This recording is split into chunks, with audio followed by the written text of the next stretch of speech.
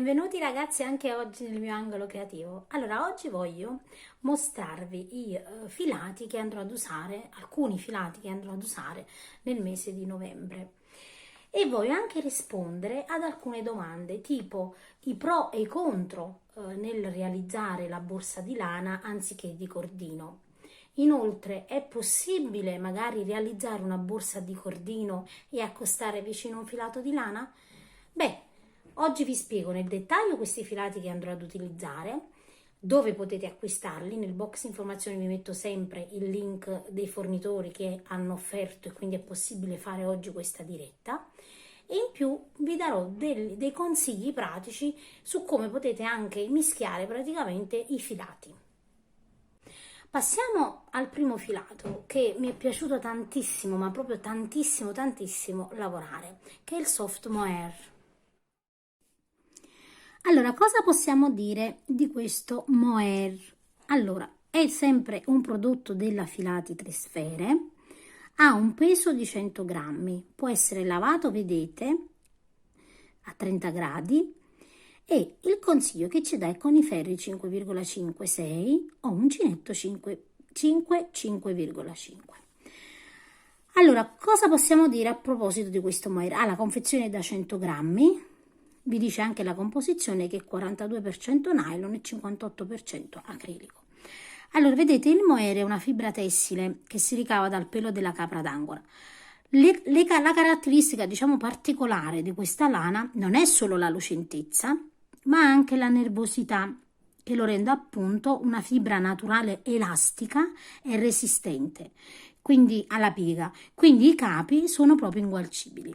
Io vi realizzerò sia un tutorial borsa che una mantellina, ma anche una sciarpa, proprio per rendervi conto della sua versatilità.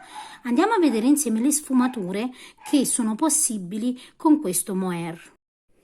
Guardate che belle sfumature, questo è il colore che io userò per farvi il tutorial ed è il colore 113, quindi ha questa sfumatura, vedete, di rosa, di lilla, beige, insomma è veramente molto bello. Vedete, anche la borsa è veramente molto bella, realizzata sempre con lo stesso punto, che chiaramente vi farò il tutorial.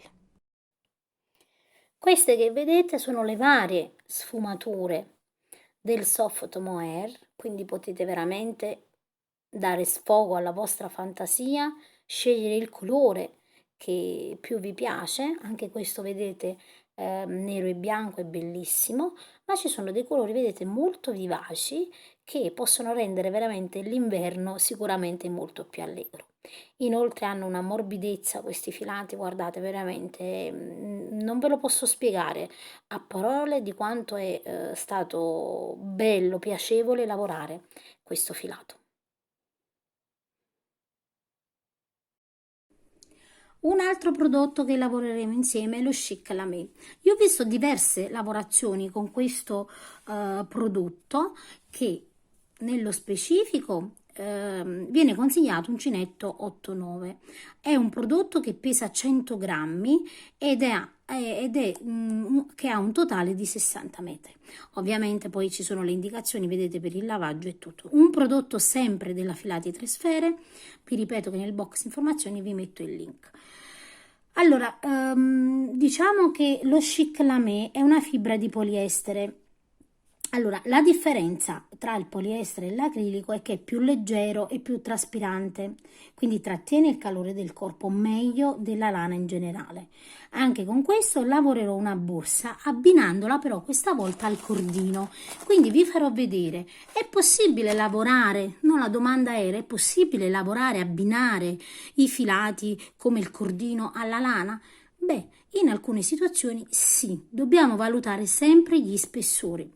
Cioè, vedete, questo è il cordino Swan Black. Noi sappiamo che ha uno spessore di circa 2 mm, in alcuni casi un po' più spesso anche, esiste anche di 3 e di 5 mm. Questo che andiamo ad usare noi è di 2 mm.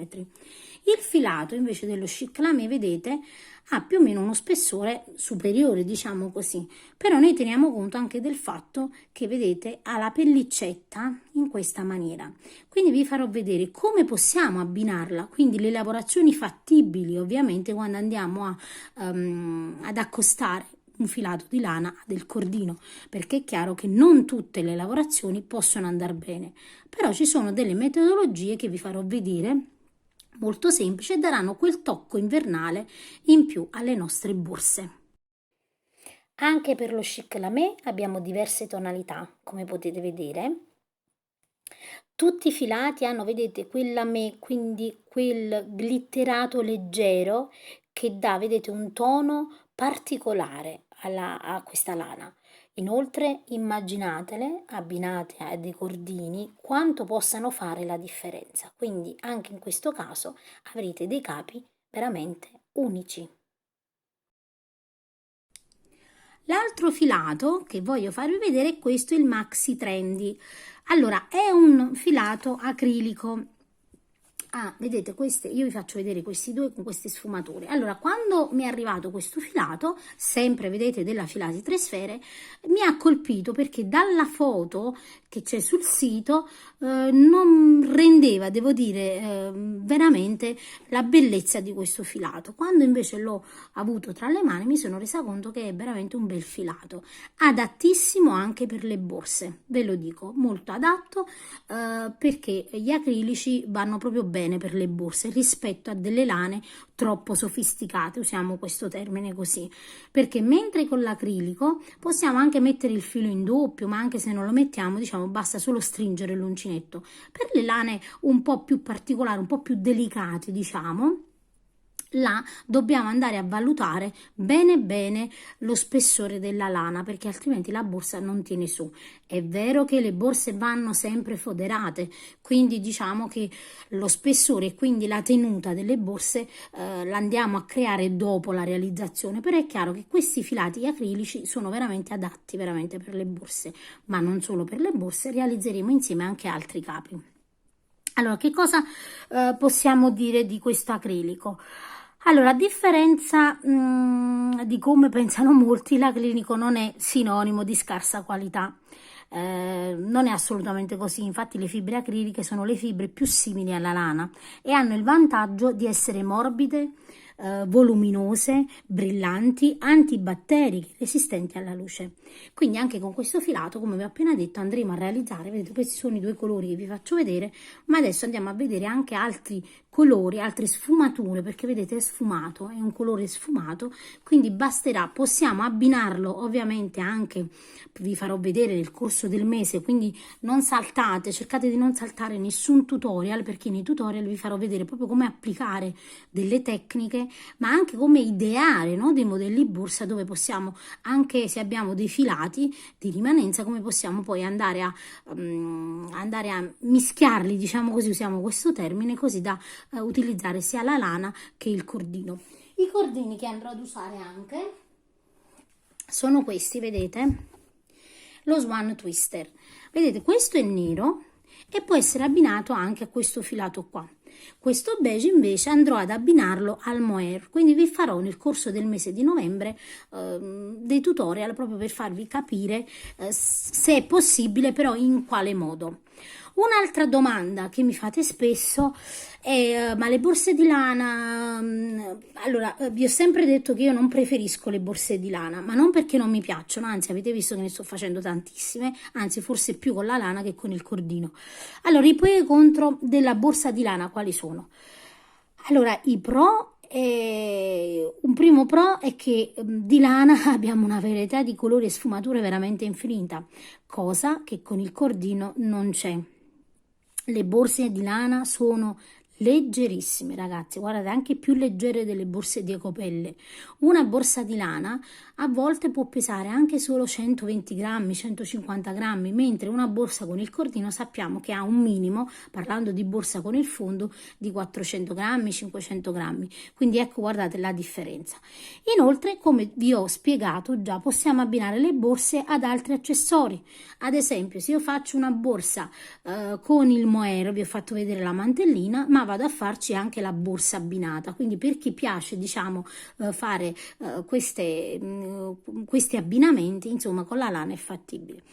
Allora, i contro invece delle borse di lana sicuramente è che la lana è più delicata, quindi per il lavaggio bisogna fare veramente molta attenzione. E poi chiaramente, anche se penso che tutte le borse vadano foderate, quelle di lana vanno assolutamente foderate, ok? Quindi questi sono più o meno i criteri che dovete tenere nella scelta dei filati. Però vi posso dire che anche se in casa avete del filato di rimanenza ed è sottile, potete metterlo in doppio e andare a lavorare la borsa.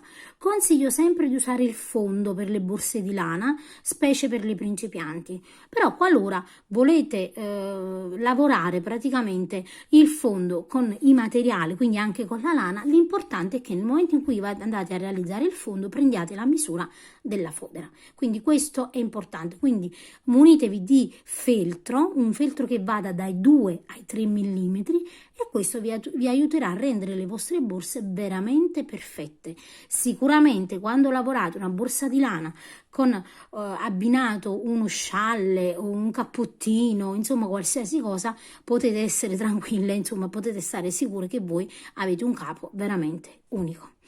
Detto questo, ragazzi, io vi saluto e mercoledì non mancate alla premiere della borsa con la lana mohair, ok, col soft mohair. Io vi saluto. Per i filati nel box informazioni vi metto il link della Filati 3 Sfere dove potete già comprare qualche filato insomma che vi piace, e vi saluto al prossimo tutorial.